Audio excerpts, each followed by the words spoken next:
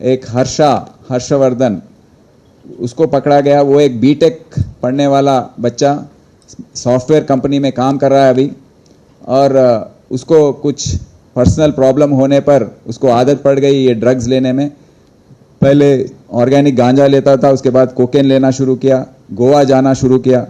गोवा में एक क्रिस नाम के पेडलर से उसका संपर्क हुआ, वहाँ उसके बाद कंज्यूम करना, फिर थोड़ा कोकेन यहाँ पर लेकर आना हैदराबाद, फिर अपने दोस्तों में उसको बेचना, ये शुरू किया, पेडलिंग शुरू किया।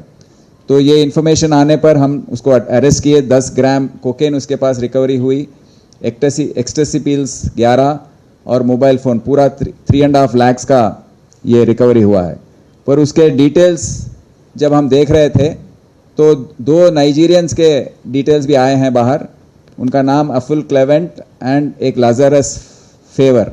ये दोनों नाइजीरिया के शख्सियत हैं, यहाँ पर दूसरे काम पर आए हैं। उनका आज के डेट पर वीज़ा एक्सपायर हो गया है, पासपोर्ट भी आउटडेटेड है और इलीगल सिटीजन्स के नाम पे यहाँ पर रह रहे हैं, और उनको कोई दूसरा काम नहीं है, दूसरा कोई भी पैसा कमाने का कोई रास्ता ही नहीं है। तो ये ड्रग पेडलिंग शुरू किए हैं।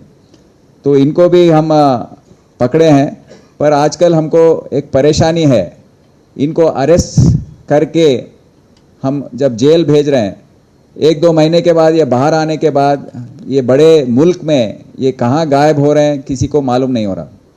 फिर जब केस ट्रायल को आ रहा है तो ये कहाँ पर हैं, कैसे इनको ट्रेस करना, इनका आइडेंटिटी क्या है, अब कौन से आइडेंटिटी पे रह रहे हैं ये लोग, कौन से मुल्क, कौन से राष्ट्र में रह रहे हैं, कौन से रियासत में रह रहे हैं, ये सब कुछ भी हमको पता नहीं लग रहा है। तो हमने थोड़े दिन पहले 4 नाइजीरियंस को, अफ्रीकन्स को डिपोर्ट किया था। तो इसी मूवमेंट को हमने जारी रखा है। ये 2 नाइजीरियंस को भी हम डिपोर्ट कर रहे हैं। ये डिपोर्टेशन का प्रोसेस भी बहुत ही मुश्किलात से भरा हुआ है। पहले उनका आइडेंटिटी को हम कंफर्म करना है एफआरआरओ के पास बायोमेट्रिक क्रेडेंशियल्स देकर। उसके बाद FRRO movement restriction order issue करते हैं। उसके बाद हम उनके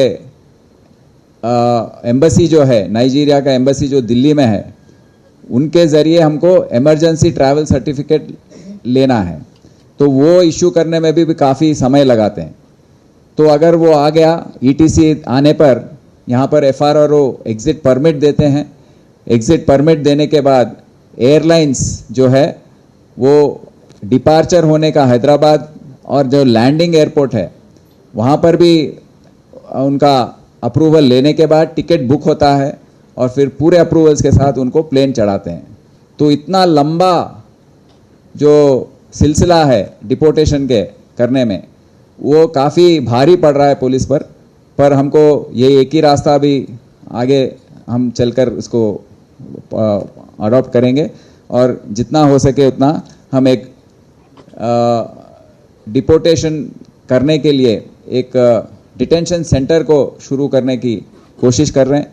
अगर वो शुरू हो गई तो थोड़ी सहूलत होगी, क्योंकि अभी तो सीसीएस में जो सेल है उसमें ही वही डिटेंशन सेंटर के नाम पर चल रहा है।